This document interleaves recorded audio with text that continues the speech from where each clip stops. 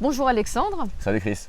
Alors pour te présenter brièvement pour ceux qui ne te connaissent pas encore, après des études de journalisme, tu as collaboré un temps avec le magazine Nexus Pendant 6 ans, ouais. et écrit des ouvrages, notamment en 2010, La fin du monde moderne, préfacé par Alain de Benoît. Ouais. Originaire de Bourgogne, tu t'es installé en Occitanie et depuis tu te consacres à l'histoire de la région, devenue très chère à ton cœur. En 2016, dans les éditions du Laurier, tu as publié Les Cathares 700 ans plus tard. Et enfin, tu es l'organisateur du fameux festival Rencontre Paradj à Bugarache. Et c'est dans ce contexte-là que tu as donné une conférence cet été intitulée Rennes-le-Château, un secret cathare. Absolument. Première question, la cité de Carcassonne a connu cette année un pic de visiteurs. À Rennes-les-Bains, Rennes-le-Château, Bugarache, beaucoup de monde aussi. À ton avis, d'où vient cette résurgence actuelle de l'intérêt pour l'Occitanie en général et pour le catharisme en particulier? Bien parce que l'Occitanie médiévale fut le fleuron de la civilisation occidentale. C'était une société au Xe, XIe, XIIe siècle qui était très en avance sur son époque et à tout point de vue, au point de vue économique, puisque la bourgeoisie était prospère et florissante. Et comme elle était ouverte et cultivée, elle a eu un rôle de mécène auprès des artisans qui étaient sans équivalent dans l'Europe médiévale.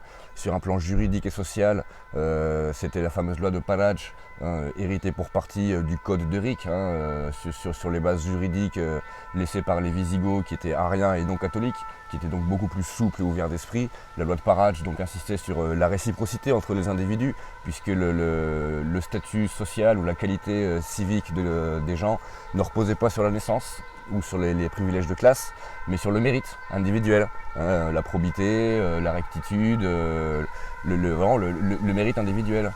Autre spécificité occitane à l'époque, c'est l'égalité entre l'homme et la femme.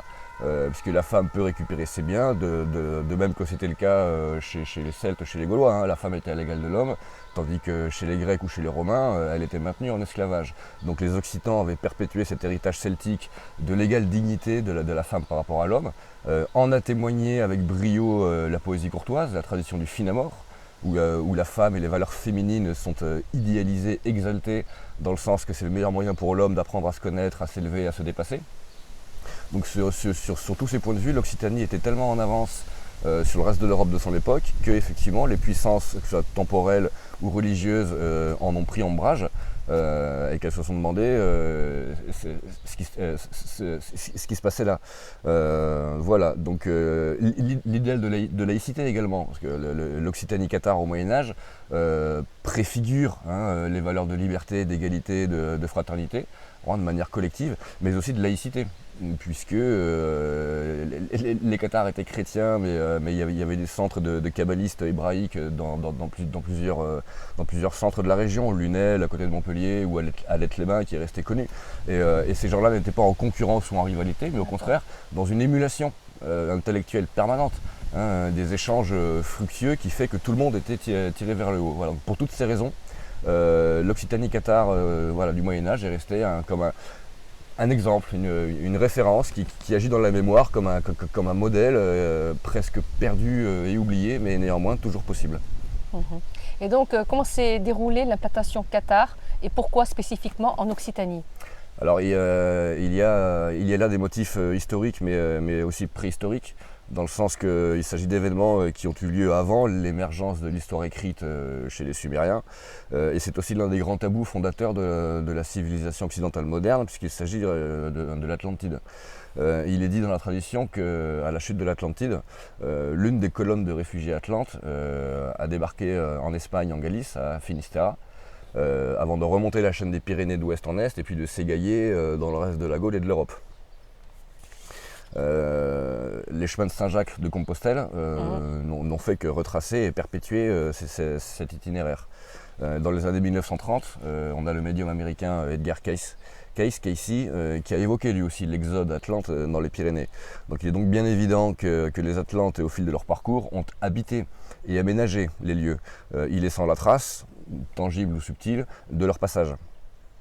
C'est d'ailleurs cette présence atlante qui explique l'implantation donc, des initiés cathares, mais la suite aussi des initiés celtiques, enfin des druides, qui étaient eux aussi, qui ont pris la succession directe des Atlantes dans la région, avant qu'ils s'égaillent dans toute l'Europe.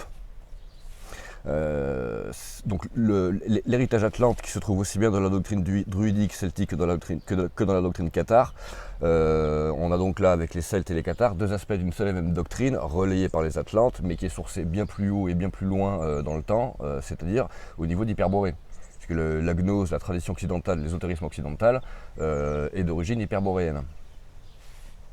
Cet héritage se perçoit alors par exemple de nos jours, pour ceux qui peuvent le sentir ou le deviner, à travers différents éléments, différentes références, à travers la présence dans la région du personnage d'Hercule, Héraclès, qui est à l'origine directement par lui-même de la formation même de la chaîne des Pyrénées, à travers une histoire d'amour inachevée avec Pyrène, qui est elle aussi une fille de dieu et de déesse.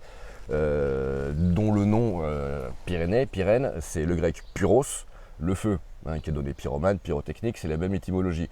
Donc on va revenir sur le feu, puisque bon, le feu c'est l'Esprit Saint, sur un plan théologique et même alchimique, c'est-à-dire la grâce, l'amour de la déesse. Et la déesse c'est Notre-Dame, reine du ciel, notre mère à tous. Au Moyen-Âge, les Cathares ont donc prospéré sur cet héritage et dans ces lieux en tant que gardiens des anciens sanctuaires atlantes, donc dépôt de cette connaissance qu'on a appelé depuis la gnose, en grec la connaissance, mais la gnose, l'ésotérisme. À la suite des Cathares, directement après, c'est l'ordre intérieur des Templiers qui a pris la relève pour un petit siècle, on va dire, jusqu'à leur chute à eux aussi, avant que d'autres courants beaucoup plus souterrains, tels que Rose-Croix, tels que alchimistes, tels que kabbalistes, tels que franc-maçonnerie écossaise, prennent leur lait, jusqu'à nos jours. À tel point que pour le coup, récemment, on a une autre source intéressante et indépendante qui va dans ce sens, qui est le médium québécois Pierre Lessard, qui avait déclaré à Toulouse le 16 octobre 2011 « La terre d'émergence du Nouveau Monde sera la terre de France, en particulier le sud-ouest, devant les Pyrénées ». Il avait ajouté « Pendant 26 millénaires, énormément de combats, de souffrances et de sagesse ont été inscrits dans la terre de France entre Méditerranée et Atlantique. La flamme du Nouveau Monde jaillira ici. » Et c'est cohérent avec l'épopée cathare et la prédiction apocryphe attribuée à Guillaume Bélibast, au cap des 700 ans, le laurier reverdira. Voilà aussi ce qui contribue à expliquer l'attirance subtil pour l'Occitanie, les Corbières et les Pyrénées cathares. Et c'est là une réalité d'ordre subtil, certes, mais qui ne demande qu'à être vérifiée de manière tangible, opérative, sensitive, physiologique, psychologique, en allant simplement sur place, sur le terrain. Et, toutes celles, tous ceux qui se sont rendus sur site peuvent attester de tout cela à leur manière. Ça intéresse. Et bon, le mot cathare est associé c'est devenu un label touristique, c'est associé au château, aux routes, à des restaurants, même on disait l'autre jour, même à des rôtisseries. Mais justement, qu'est-ce que le catharisme ? Qu'est-ce que le catharisme ? Alors bonne question. Pour commencer à y répondre, une précision sémantique. Alors tu sais que Platon disait que pour comprendre les choses, il faut comprendre les mots. Donc avant de nous intéresser à la chose, on va s'arrêter un peu sur le mot. Or, le mot catharisme, pour moi, il présente ce petit défaut d'avoir cette terminaison en isme. Puisque René Guénon avait rappelé que cette terminaison en isme sert à désigner les systèmes. Un système de pensée, un système mental, un système intellectuel, peu importe. Mais un système, par définition, c'est un ensemble clos, fermé, rigide, et qui ne respire plus. Donc autant cela peut convenir à une religion ou à une idéologie, christianisme, catholicisme, protestantisme, socialisme, libéralisme, capitalisme, tout ça ce sont des systèmes clos, fermés.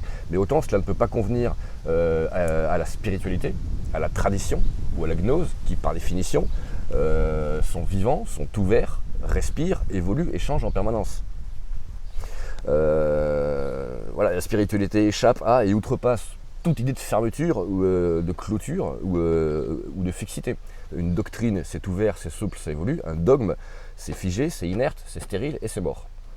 Donc plutôt que de catharisme, je préfère parler de spiritualité cathare, ou de gnose cathare, ou voilà. Et ça s'appelait comment exactement ? Alors il s'appelait bon chrétien, bonne chrétienne, ou bonhomme et bonne femme. D'accord. tout simplement.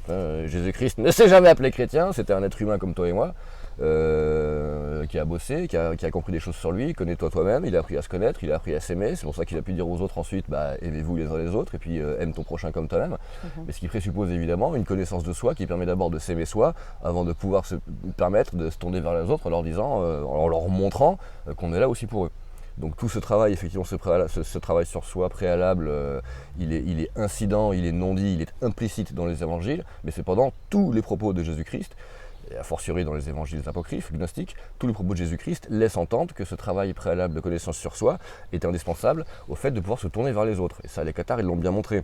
Alors ce mot justement, cathare, encore une fois, il porte une charge initiale négative, péjorative. Il a été utilisé par les Romains, pour calomnier les bons chrétiens du coup, et les faire passer pour des orgueilleux qui se prennent pour des purs, qui se prennent pour des parfaits, qui se croient supérieurs aux autres et meilleurs qu'eux. Donc encore une fois dans cette bonne logique de critique inversée, avec les catholiques c'est celui qui dit qu'il est, donc s'il traite de pur, c'est que c'est lui qui se prend pour supérieur à toi, mais il veut faire croire que toi tu te prends pour meilleur que les autres. Parfait pareil, c'est une invention romaine. Jamais les cathares ne se sont appelés parfaits. Voilà.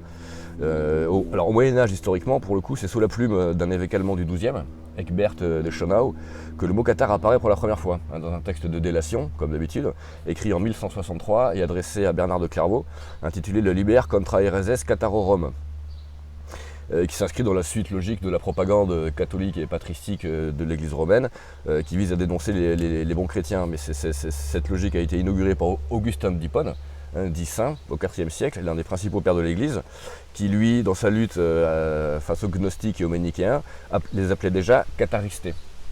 Alors que ce soit catharos, catharisté, ça vient d'un mot grec qui veut dire pur. Alors voilà la pureté. Et derrière l'intention calomniatrice et injurieuse des catholiques, on trouve un élément de vérité et de réalité qui est l'engagement chez les cathares à la pureté, à la cohérence, à l'intégrité, à la rectitude. Faut oublier que le mot saint, S-A-I-N-T, ça veut dire intègre. Et la sainteté, c'est l'intégrité. C'est tout simplement la cohérence, la rectitude qui te mène à la plénitude et ainsi de suite.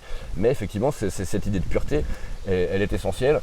Et plutôt que d'en faire une insulte comme l'ont fait les catholiques, il suffit d'aller voir ce que ça veut dire pour comprendre comment fonctionnaient en vérité les cathares.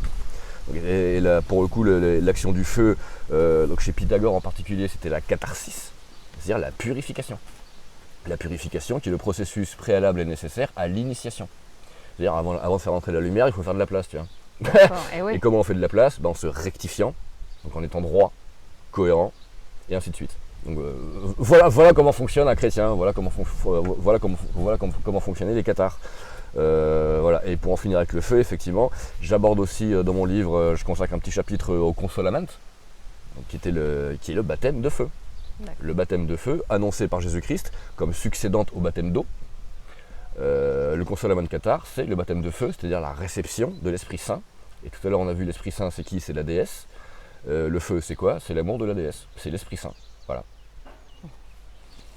Donc, il faut rappeler que l'Inquisition est née ici. Alors l'Inquisition a été inventée ici dans l'intention expresse de persécuter, de génocider les cathares. De même que l'ordre des Dominicains à qui a été confiée cette machine de guerre a été créé ici à la même époque, dans les années 1220-1230 par Dominique de Guzman, qui était un type très saint d'esprit, qui avait pour habitude de se flageller avec des chaînes d'enfer, tout ça pour faire plaisir à Dieu. Voilà. Mais voilà, alors, effectivement, alors comment te dire, ça fait partie c'est ce qui nous permet de comprendre les raisons, les vraies raisons de la croisade de 1209, déclenchée par le pape de Rome et le roi de France pour détruire l'Occitanie cathare. La seule et unique raison en vérité, stratégique pure, c'est que l'église romaine était menacée de disparition, corps et biens.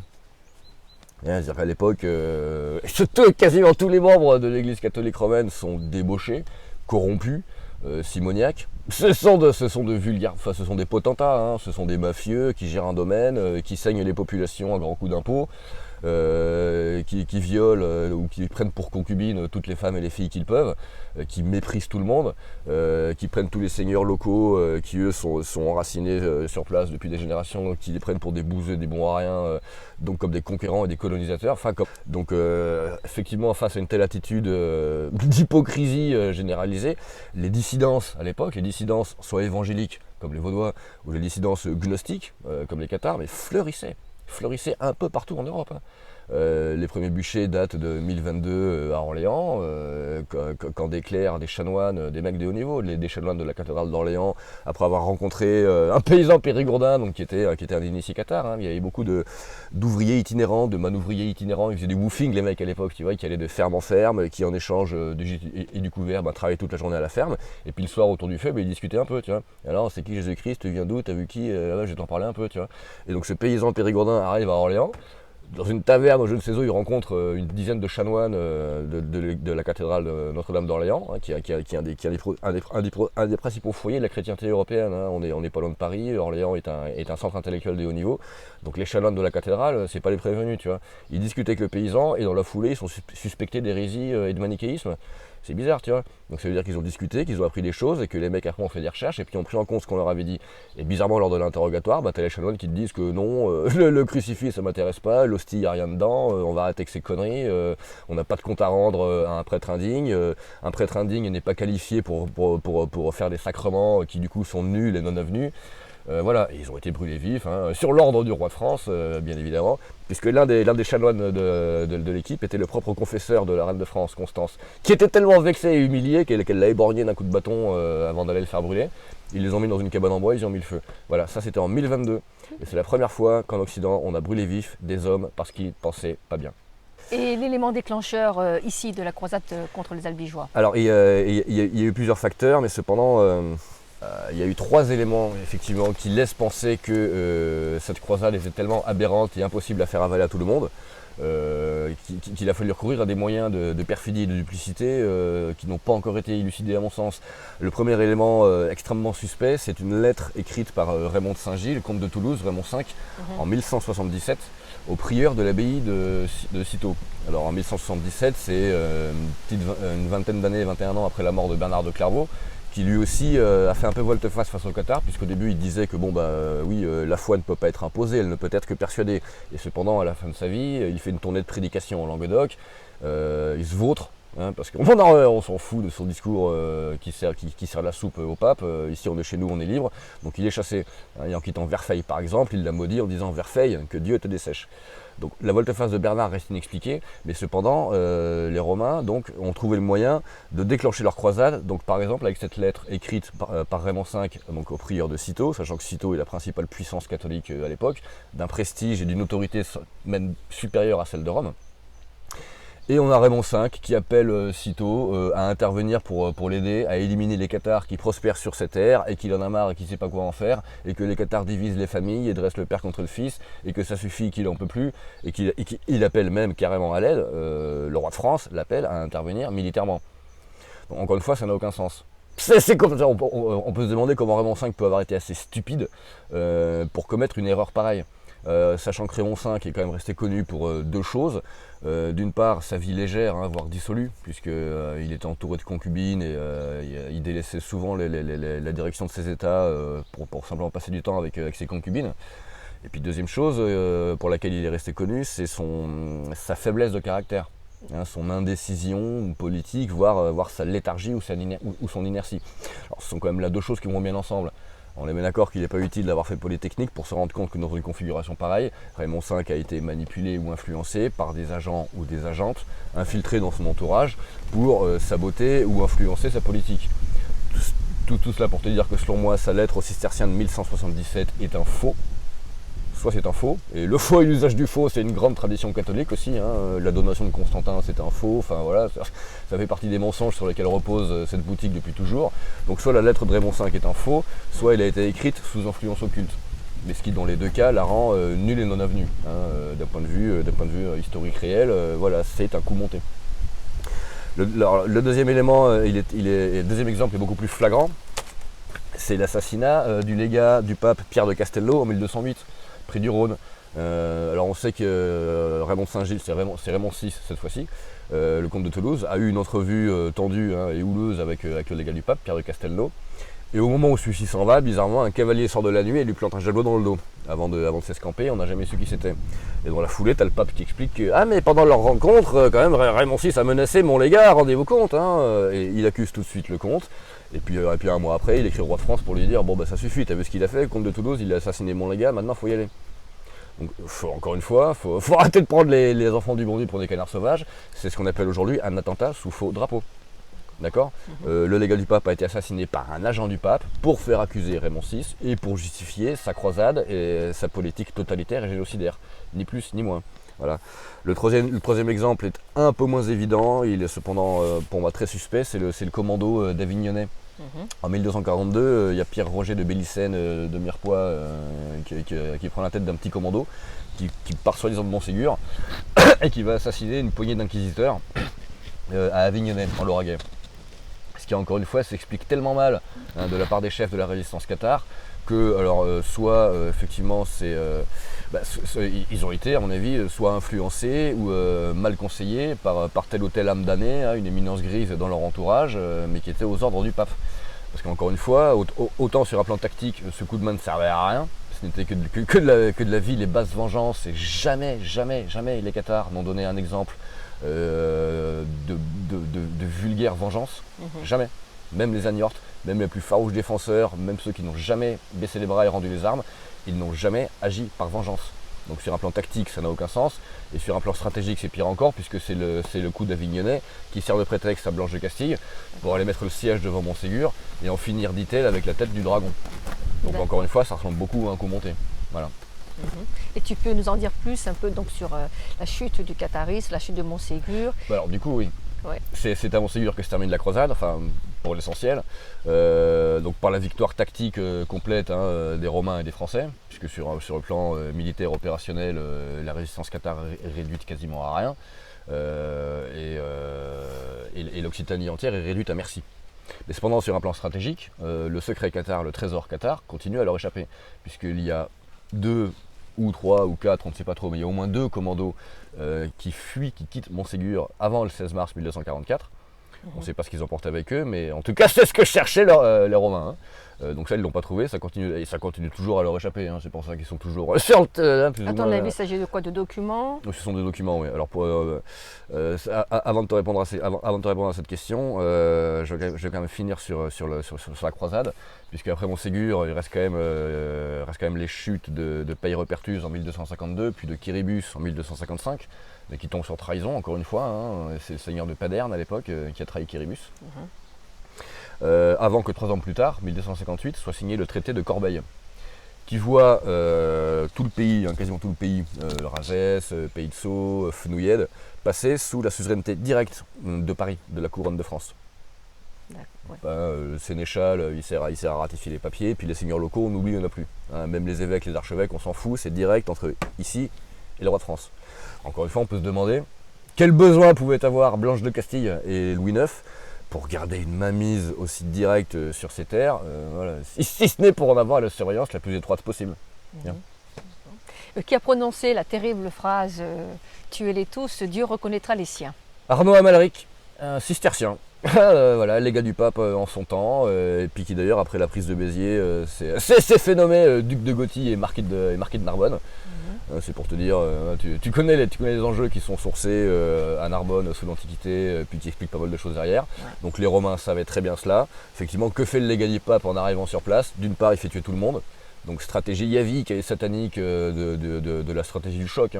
La stratégie du choc, Naomi Klein l'a bien expliqué, c'est frapper les gens de stupeur par un tel excès de violence et de démesure que tout le monde est hébété, t'as plus aucune capacité de fuite ou de réaction ou de défense, t'es obligé de baisser le joug, tu vois.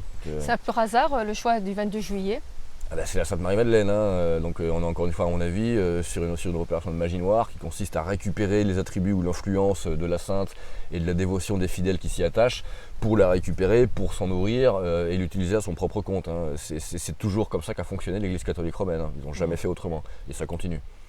Donc alors effectivement, c'est là que réside le lien entre les Cathares et Rennes-le-Château. Alors tu me demandais effectivement quelle est la nature des documents évacués par les Cathares de Montségur en 1244.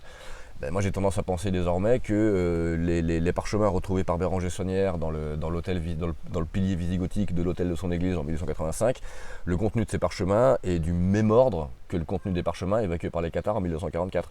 Ce ne sont sûrement pas les originaux que Béranger a retrouvés, hein, il y a quand même du temps qui est passé. Cependant, le contenu, à mon avis, c'est le même.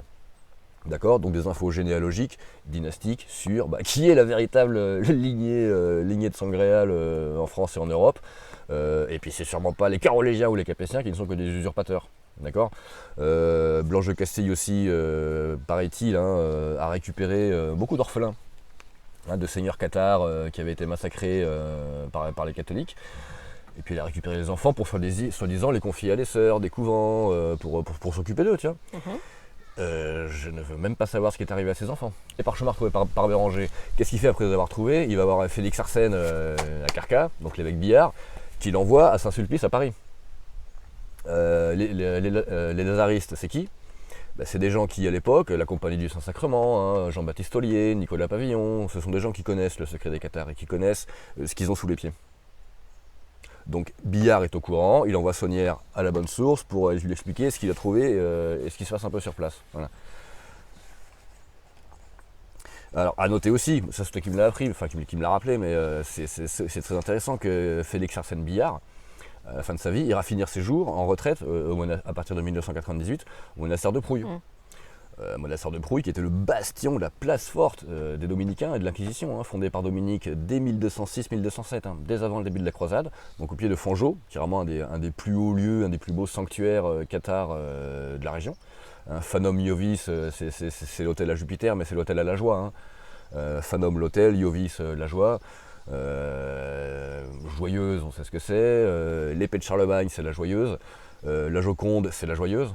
Iocundum, c'est la joyeuse. Donc cette idée de joie, elle est intéressante aussi. Elle signe aussi la récupération et la captation des catholiques et des romains de l'héritage cathare et d'Esposine à leur propre fin. Mais voilà, le Fanum Iovis, Fangeau, bon, en bas t'as quoi? T'as Prouille. Prouille où Billard ira finir ses jours. C'est surtout qu'il a beaucoup dépensé pour les rénovations. Pour les rénovations et puis pour celle de Notre-Dame de Marseille à Limoux aussi, tu vois, donc, comme par hasard. Donc tout ça commence à faire beaucoup. Et ça nous renvoie toujours aux mêmes sources, aux mêmes éléments d'info qui est mais qui sont les Cathares et pourquoi est-ce que Rome a voulu les génocider. Maintenant on commence à comprendre un peu pourquoi, tu vois. Alors attends. L'autre élément tangible, évidemment, on parle de famille, l'autre élément tangible qui fait du mystère de Rennes-le-Château un mystère cathare, c'est bien évidemment le rôle essentiel, crucial de la famille d'Agnort. Alors la famille d'Agnort, à laquelle appartenait la marquise Marie de Nègredable, marquise d'Aupoul et de Blanchefort, quand elle épouse François d'Aupoul en 1752, elle est dite dans l'acte notarié seigneuresse de Niort et de Roquefeuille. Donc Niort d'Ossau en Pays de Sceaux, puis Roquefeuille de Sceaux juste à côté, voilà. Roquefeuille où il y a eu un combat extrêmement violent dans les années 1230 entre les Cathares et les Franco-Romains. Dont on n'a nulle trace, il n'y a quasiment aucune trace de cette bataille, le château de Roquefeuille a été rasé quasiment pierre par pierre, donc dans ces cas-là tu peux te dire que l'enjeu pouvoir, l'enjeu stratégique était réellement de ce côté-là.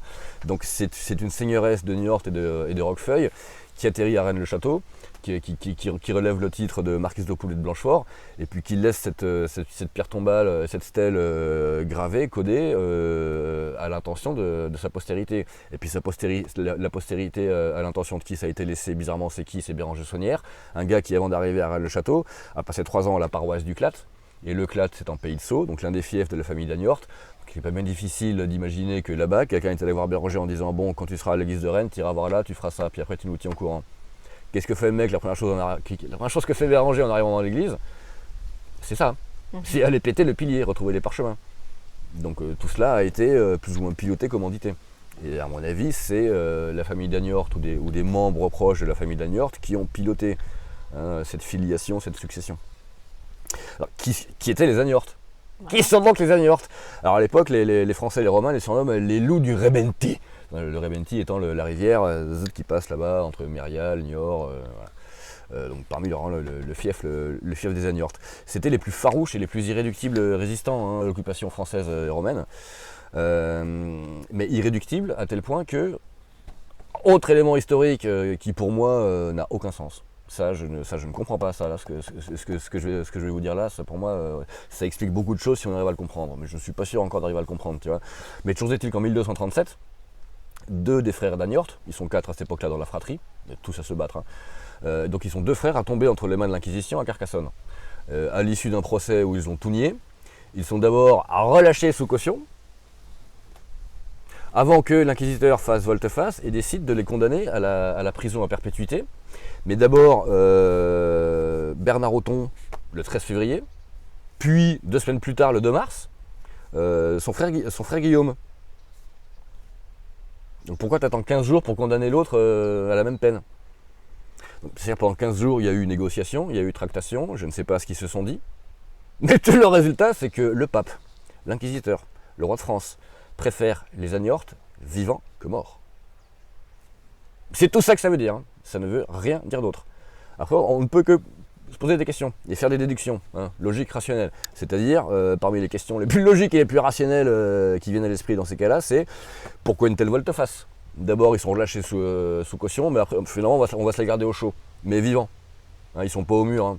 Ils sont pas au mur dans un cachot en train de mourir dans leur crotte et leur pisse. Ils sont enfermés à perpétuité, c'est-à-dire nourris, abreuvés, maintenus en vie, en bonne santé. Hein, ils sont pas humiliés, laissés pour morts, donc on les maintient en vie. D'accord? Pourquoi attendre 2 semaines entre la condamnation des 2 frères? Je condamne un premier frère le 2 février, le 13 février, j'attends le 2 mars pour condamner le deuxième frère. C'est vrai. Il se passe quoi là? Qu'est-ce que vous avez à vous dire? Ils aiment pas les frères? C'est quoi le projet là? Donc là il se passe quelque chose, tu vois. Et enfin surtout, quel moyen de pression avaient donc les Agnortes pour que le pape les préfère vivants plutôt que morts?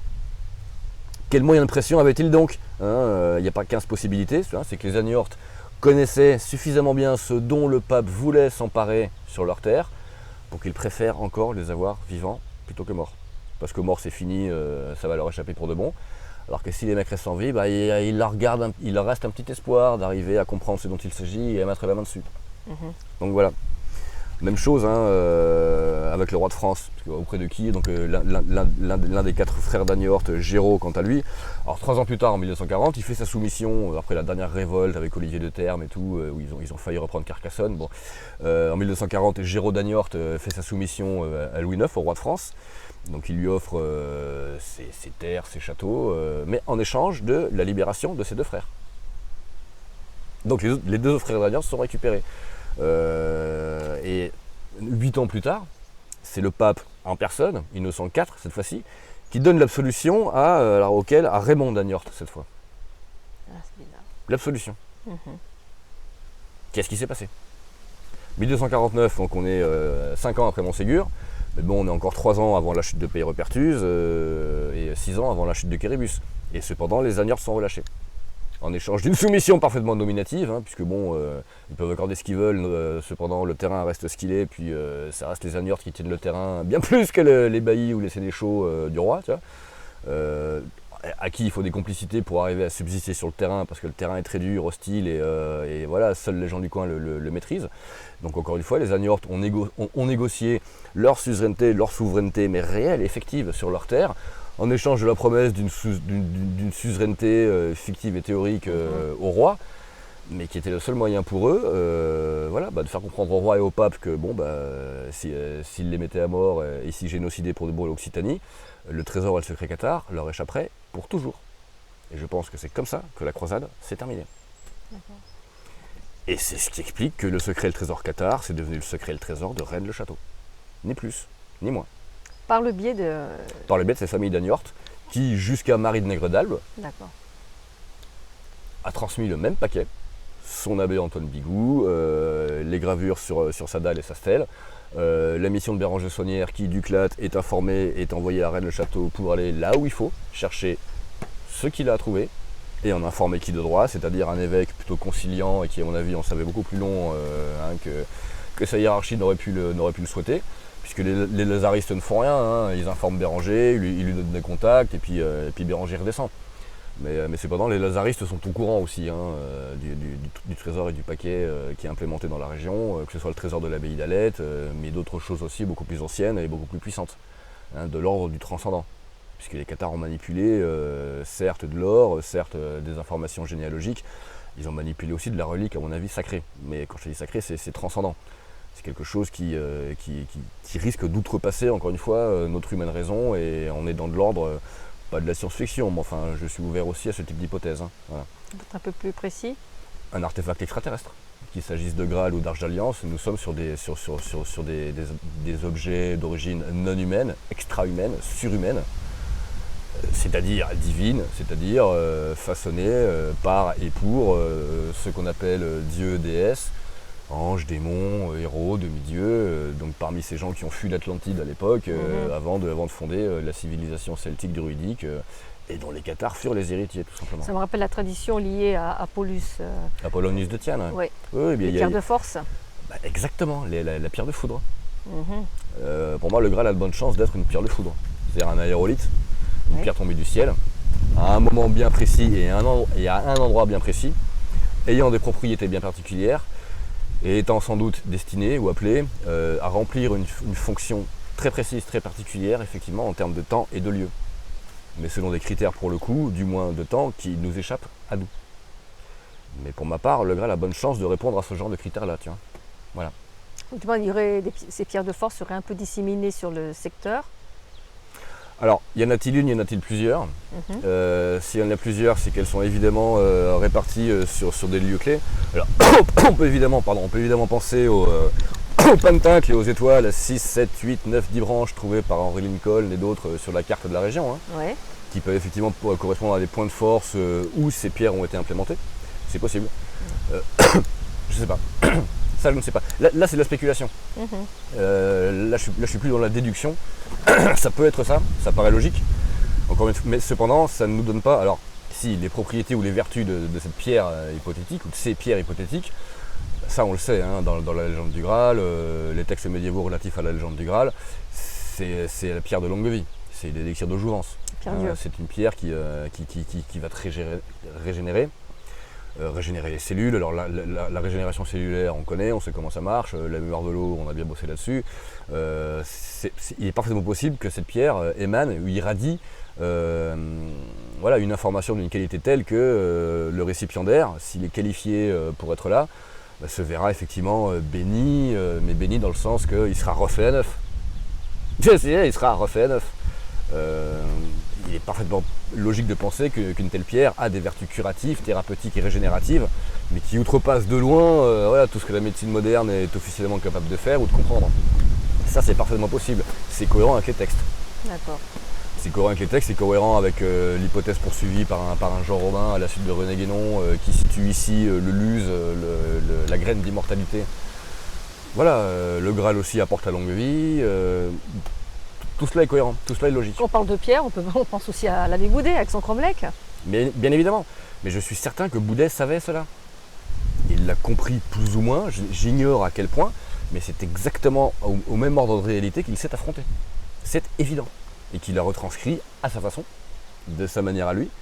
Mais pour moi, c'est du même ordre de choses que nous parlons. Voilà. D'avoir une importance généalogique particulière liée aux Agnors et aux Sermons, puisque les grandes familles, enfin les barons du Nord, les deux voisins, les deux Turies, se sont très rapidement associés à ces familles. Voilà, on a un Pierre III, je crois, de voisin qui épouse une Jordan d'Agnort. On n'a même pas la date du mariage, ça c'est fin de 13e. Donc dans les années 1200, 60, 70, 80, 90, peu importe. Mais bon, la fournaise commence à peine à retomber, l'Inquisition est encore à fond la caisse. Et on a effectivement un seigneur francilien qui épouse une Agnorte. Et leur fils à eux, Pierre IV, sera un ami des Templiers, un protecteur des Templiers du Masdéu, de Douzins, de Prugnane. Et il passe pour être celui qui a prévenu les Templiers qui traînaient sur campagne, plus ou moins autour d'Albédune, de la rafle du 13 octobre 1307. Donc évidemment, parmi les familles franciliennes catholiques qui se sont installées ici comme colonisatrices, évidemment il leur a fallu des femmes d'ici, des femmes du sang, des femmes cathares, pour assurer leur propre descendance avec un tant soit peu de légitimité C'est vrai. et donc de crédibilité.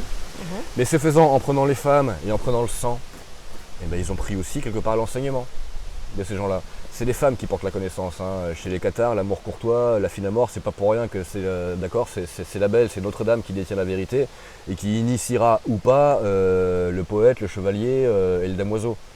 Le fait que cette connaissance-là, qu'elle fût génétique ou ésotérique, passe par les femmes, encore une fois, ça signe l'influence de la déesse.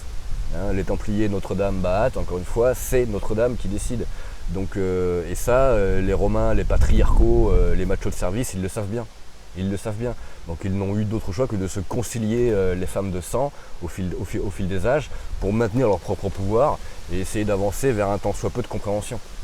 C'est ce qu'ont fait les voisins, c'est ce qu'ont fait les Capétiens, c'est ce qu'ont fait les Carolingiens, c'est ce qu'ont fait les usurpateurs à l'époque de la lignée mérovingienne quand Dagobert est éliminé. Hein, et que son fils se réfugie ici à l'époque. Donc voilà, hein, le grand parchemin, je ne vais pas te refaire l'énigme sacrée. Pour moi, tout ça, c'est vrai. Mais effectivement, le très révélateur est l'union de ce Pierre de Voisin avec Jordan d'Aniort, qui donnera un fils qui, alors que son père ou son grand-père brûlait des femmes cathares, les brûlait vives à Arques au prétexte de sorcellerie. La fameuse Angèle de la Barthe. Et bizarrement, son descendant direct, son petit-fils, lui, non, il est ami avec les Templiers, et tant et si bien qu'il préfère trahir le pape et le roi pour prévenir les Templiers et les aider à se sauver. Ouais. Donc le mec a changé son camp, tu vois. Il a changé son camp. Ouais. On peut dire la même chose avec la famille de Joyeuse, on peut dire la même chose avec la famille de Guise, on peut dire la même chose avec toutes les familles qui se sont dressées à un moment ou à un autre contre l'arbitraire capétien, contre l'autoritarisme et le totalitarisme parisien, jacobin, capétien, romain. C'est toujours la même histoire. Hein. Et pourquoi ces gens-là ont eu la force et le courage et la dignité de se dresser face au grand Satan romain? Mais parce qu'ils avaient cette connaissance-là. Ils avaient cette connaissance-là qui leur venait des femmes, qui leur venait du sang. Et que t'inspire le concept actuel de la lignée du Graal? Il m'inspire ça. Laurence Gardner a beaucoup travaillé là-dessus, lui aussi. Ça existe, c'est vrai. Encore une fois, il faudra arrêter effectivement de se laisser prendre pour des abrutis. Et de faire comme si Plantard n'avait dit que des conneries, de faire comme si Henri Lincoln n'avait dit que des conneries. Il faut arrêter de prendre les gens pour des abrutis. Évidemment que Plantard a dit vrai, quelles que fussent ses intentions, et on n'en a rien à faire, mais il a dit vrai, Henri Lincoln a dit vrai, d'accord. Quand j'ai demandé son avis à Geneviève Béduno, tu sais, l'historienne qui est morte il n'y a pas longtemps, hein, elle est morte il y a un an, l'été dernier.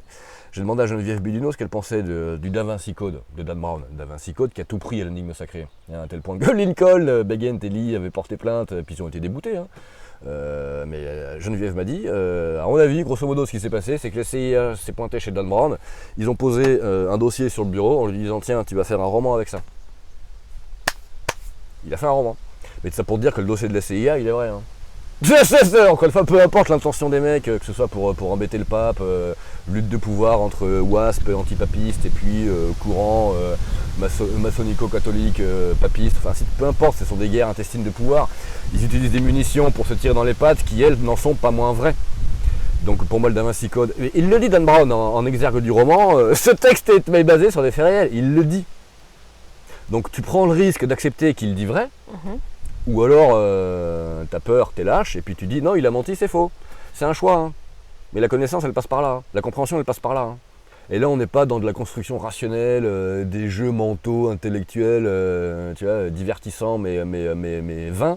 Là, on est dans une prise de risque, et l'intelligence, c'est d'abord une question de courage. Certainement pas d'érudition, de culture ou de déduction logique, ça va 5 minutes.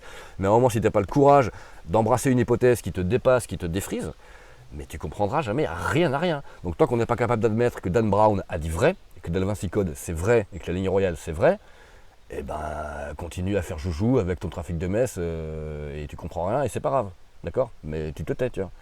Donc évidemment que c'est vrai la ligne royale. Voilà, je l'ai dit encore cet été pendant ma conf, Jean Blum et Charlie Sanson, donc Jean Blum peu avant sa mort, hein, enfin, il est mort en 2012, mais il a fait un livre sur le grand secret de Rennes-le-Château, où ils font cette remarque tous les deux à un moment. Il cite cette scène à la fin du Da Vinci Code où tu as Sophie Neveu, là, Audrey Tautou, qui vient d'apprendre donc qu'elle est la descendante de Jésus-Christ et de Marie-Madeleine, donc elle est toute en vapeur, hein, donc tu as la police qui lui met une veste sur le dos, vas-y, remets-toi petite, hein, c'est pas si grave, tu peux y arriver. Et Jean Blum cite cette scène qui est un peu ridicule en effet, et en disant bon, mais si ça c'est vrai, ils sont des millions les descendants de Jésus-Christ et Marie-Madeleine. bah, c'est le cas. Mhm. Et c'est le cas. C'est tout. Mais tant que tu n'as pas admis ça, je veux dire, la ligne royale, ça ne veut rien dire. Mais tant que tu n'as pas admis que oui, effectivement, à partir du moment où tout ça c'est vrai, que la descendance a essaimé, puis qu'ils ont effectivement, comme ils étaient persécutés par les catholiques, les parisiens, les romains, les français, tout le long, bah, il a fallu rester discret, laisser le moins de traces écrites possible. Donc, c'est pour ça que la tradition est restée orale avant tout, d'accord, de génération en génération. Mais en bonne logique initiatique du reste, hein, tout cela est cohérent jusqu'au bout. Mais c'est ça qui s'est passé. Mhm. Voilà. Alors les descendants, les desposines n'en sont peu ou pas conscients. C'est comme dans le film, alors ça aussi c'est vrai, c'est rigolo, hein, le cinéma nous suit beaucoup bien ça. Dans le Seigneur des Anneaux, t'as Aragorn, le fils du fils de fils du fils du fils du roi, donc qui est le descendant légitime et sans qui rien ne peut se passer, sauf que lui, il n'a pas envie d'y aller. Il ne veut pas. T'as bien vu Aragorn, hein, il tergiverse, il veut pas y aller, il baisse la tête, c'est trop dur, j'en ai marre, je vais rentrer chez ma maman. Ben non, t'arrêtes, t'y vas. Le roi c'est toi, c'est personne d'autre, t'assumes ton sang, t'y vas. Le gars sait qui il est, mais il l'assume pas. Mhm. Et c'est le cas, à mon avis, de beaucoup d'entre ces gens-là. D'accord. Ouais. Aragorn, Aragon, les deux tours. Ça va, hein. C'est qu'un terre relativement transparent quand même. Donc, Mais voilà. tu crois pas à la notion d'élu ou d'une personne qui doit Certainement, retrouver... mais c'est un piège. D'accord. C'est un piège. Les 144 000 élus de l'Apocalypse, bon, 144, 1, 4, 4, 9, donc c'est une totalité. Et puis c'est qui ces gens-là? C'est ceux qui ont ouvert les 7 sceaux du livre de l'Apocalypse. C'est quoi les 7 sceaux? C'est les 7 chakras, d'accord? D'accord. Donc c'est des gens qui ont bossé sur eux, qui se sont pris en main, qui sont allés à la rencontre d'eux-mêmes et qui ont appris à se connaître. Et au fil de ce chemin-là, évidemment, d'un point de vue physiologique, technique et opératif, eh ben, tu as les centres subtils qui s'ouvrent, d'accord? C'est ça les 7 sceaux. Donc il n'y a pas d'élu. Élu par qui? Pourquoi? Tu m'expliques qui? Moi, si on vient me voir en me disant que je suis élu, je dis genre, mais t'es qui toi? Qui m'a dit que je vais être élu par qui? Pourquoi?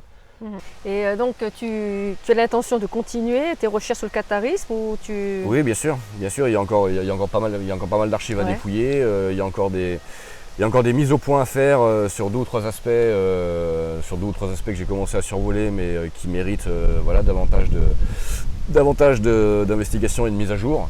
Donc ce sera pour plus tard, hein. Pour la rentrée prochaine, je prépare mon livre sur l'Apocalypse, qui fera un point sur l'Apocalypse, sur l'ésotérisme occidental, la suite de René Guénon et de Raymond Abellio, qui fera un point également sur ce qu'il y a de sérieux dans la scène New Age à cet égard, en termes de connaissance de soi, et puis de voilà, hein, toujours pareil, pour arriver à sortir de ce chaos et à franchir ce chaos la tête haute. Voilà, mais il est clair que pour moi, tout passe par les Cathars et leur héritage. Et puis, encore une fois, le trésor et le secret de Rennes-le-Château, c'est le trésor et le secret des Cathars, ni plus ni moins. Donc, merci Alexandre Merci à toi, Chris. et bonne continuation. On se tient au courant. À la prochaine. À la prochaine.